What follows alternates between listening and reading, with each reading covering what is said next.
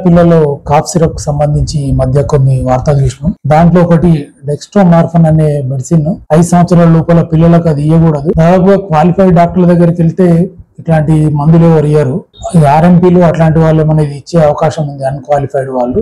తల్లిదండ్రులు అట్లా వెళ్లకుండా మనకు గవర్నమెంట్ లో కూడా పిల్లల డాక్టర్లు అవైలబుల్ ఉన్నారు. అది కాకుండా మనకు ఆర్మూర్లో అయితే 3 బస్తీ దవాఖాన ఎంబీబీఎస్ డాక్టర్లు అవైలబుల్ ఉన్నారు, యూపీఎస్సీ లో ఉన్నారు, ఏరియా హాస్పిటల్ కాకుండా. సో మనం క్వాలిఫైడ్ డాక్టర్ దగ్గరికి వెళ్ళి ఏ సమస్య ఉన్నా మందులు తీసుకోవాలి.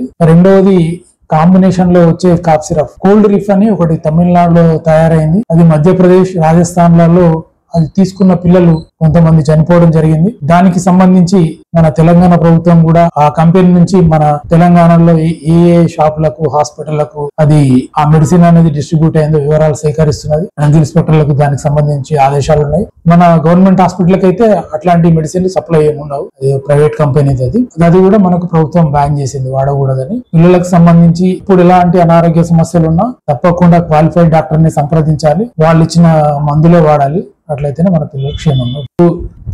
ప్రభుత్వ ఆసుపత్రుల ఆర్మూర్ డివిజన్ కు సంబంధించి అన్ని పిఎస్సీలలో మరియు సిఎస్సీలలో అన్ని రకాల పిల్లలకు సంబంధించిన మందులు కూడా మనకు అందుబాటులో ఉన్నాయి. అందుకని ప్రభుత్వ ఆసుపత్రులను సంప్రదించి అక్కడ ఉన్న మెడిసిన్ తీసుకోవాలి.